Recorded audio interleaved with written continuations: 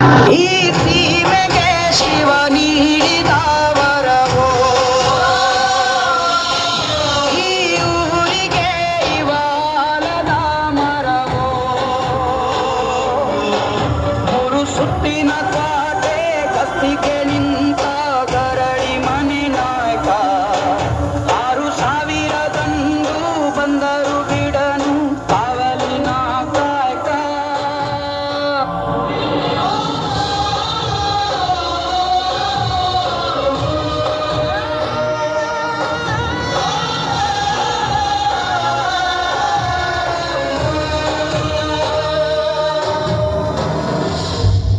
ಯಾಕೆ ಹೀಗ್ ಕೂತಿದ್ಯಾ ಭೀಮಾ? ಶಾಲೆಗೆ ಹೋಗಕ್ಕೆ ನನ್ಗೂ ಇಷ್ಟ, ಆದ್ರೆ ನನ್ನ ಶಾಲೆ ಒಳಗ್ ಬಿಡಲ್ಲ. ನೋಡು ಭೀಮಾ, ಹೋರಾಟ ಮಾಡಿ ಓದಬೇಕು, ಇಲ್ಲ ಅಂದ್ರೆ ಜನ ಹೇಳಿ ಅಂತಾರೆ.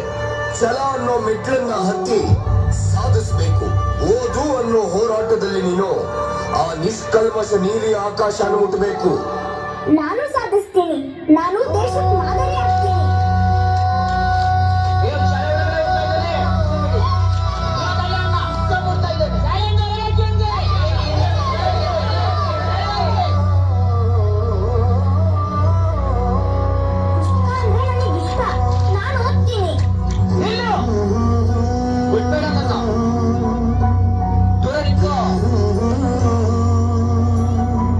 ಪರಪಂಚ ನೀನೇ, ನನ್ನ ಪರಪಂಚ ನೀನೇ,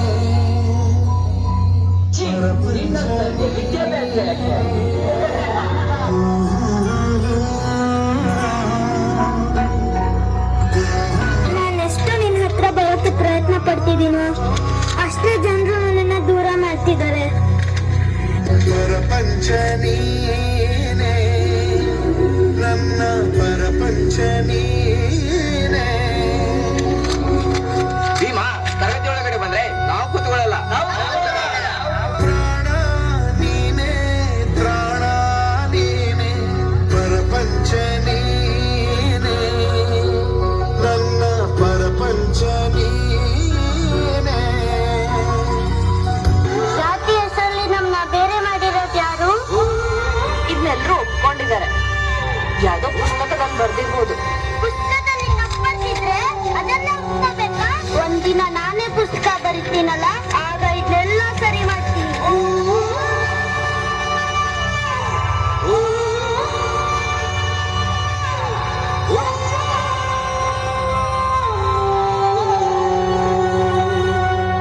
ಭೀಮಾ, ಮುಂದಿಟ್ಟ ಹೆಜ್ಜೆನ ಯಾವತ್ತೂ ಹಿಂದಕ್ಕಿಡಬೇಡ.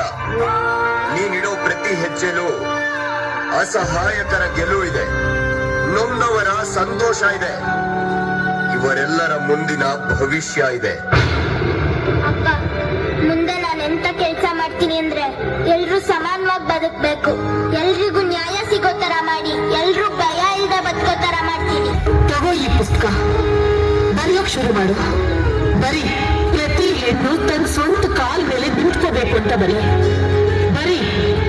ಪ್ರತಿ ಹೆಣ್ಣಿಗೂ ಸ್ವಾತಂತ್ರ್ಯ ಸಿಗಬೇಕು ಅಂತ ಬರೀ. ಅವಳೆಷ್ಟು ಸಬಲ ಆಗ್ಬೇಕು ಅಂದ್ರೆ ಗಂಡನ ಮನೆಯಿಂದ ಓಡಿಸಿದ್ರು ಅವಳು ಸ್ವತಂತ್ರವಾಗಿ ಬದುಕಬೇಕು, ಸ್ವತಂತ್ರವಾಗಿ ದುಡಿಬೇಕು.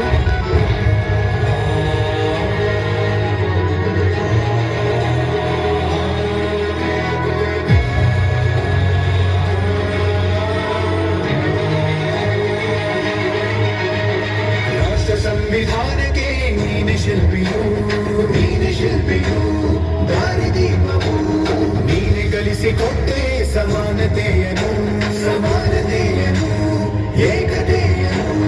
ರಾಷ್ಟ್ರ ಸಂವಿಧಾನಕ್ಕೆ ನೀನೆ ಶಿಲ್ಪಿಯು, ನೀನೆ ಕಲಿಸಿಕೊಟ್ಟೆ ಸಮಾನತೆಯನ್ನು. ನಿನ್ನ ಲೇಖನಿಯ ಬರಹ ದೇಶ ಗರ್ಜೆ, ಒಂದು ಕೂಡ ಭೀಮ ಗರ್ಜನೆ. ನಾಯಕ ನೀನು ಭೀಮರ, ಮಹಾನಾಯಕ ನೀನು ಭೀಮರ.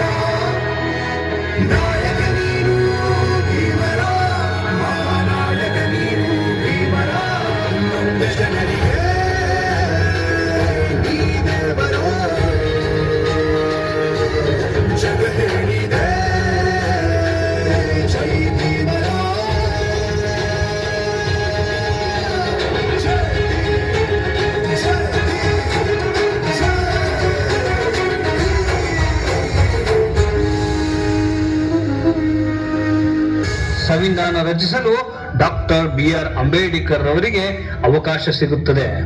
ಸಂಕಟದಲ್ಲಿ ಬಂದೆ ಆಗಿ ಆಧಾರ, ನಿನ್ನಿಂದ ಅಸಮಾನತೆ ಈಗ ದೂರ. ನೀ ತೋರಿದ ದಾರಿಲಿ ದೇಶ ಸಾಗಿದೆ, ಸೂರು ನೀರು ಭೇದವೀಗ ದೂರವಾಗಿದೆ. ನಾಯಕ ನೀನು ಭೀಮರ, ಮಹಾನಾಯಕ ನೀನು ಭೀಮರ, ನಾಯಕ ನೀನು ಭೀಮರ, ಮಹಾನಾಯಕ ನೀನು ಭೀಮರ. ನೊಂದ ಜನರಿಗೆ ನೀ ದೇವರು, ಜಗತ್ತಿದೆ ಜೈ ಭೀಮರ.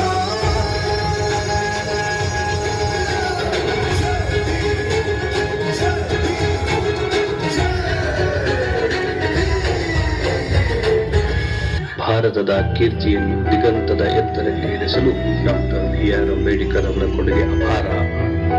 ತಮ್ಮ ಜ್ಞಾನದಿಂದ ಶೋಷಿತರ ದೀನದಲಿತರ ಪರವಾಗಿ ಅಷ್ಟೇ ಅಲ್ಲ, ಈ ನೆಲದಲ್ಲಿ ಬದುಕುವ ಪ್ರಾಣಿಗಳಿಗೂ ದಯೆ ತೋರಿಸಿರುವುದ ಮಹಾತ್ಮ. ಕೊಡುಗೆಯನ್ನು 2 ಸಾಲು ಸಾಲದು. ಡಿಸೆಂಬರ್ 6 ಬೆಳಗ್ಗೆ 6ಕ್ಕೆ ತನ್ನ ಪತ್ನಿ ಚಹಾ ಕೊಡಲು ಹೋದ ಸಂದರ್ಭದಲ್ಲಿ ನೋಡಿದಾಗ ಡಾಕ್ಟರ್ ಅಂಬೇಡ್ಕರ್ ಅವರು ನಮ್ಮಿಂದ ದೂರವಾಗಿದ್ದರು. ಈ ಭಾರತದ ಸೂರ್ಯ ನಮ್ಮಿಂದ ದೂರವಾಗಿತ್ತು. ತನ್ನ ಜೀವಿತಾವಧಿಯ ಪರಮೋಚ್ಚ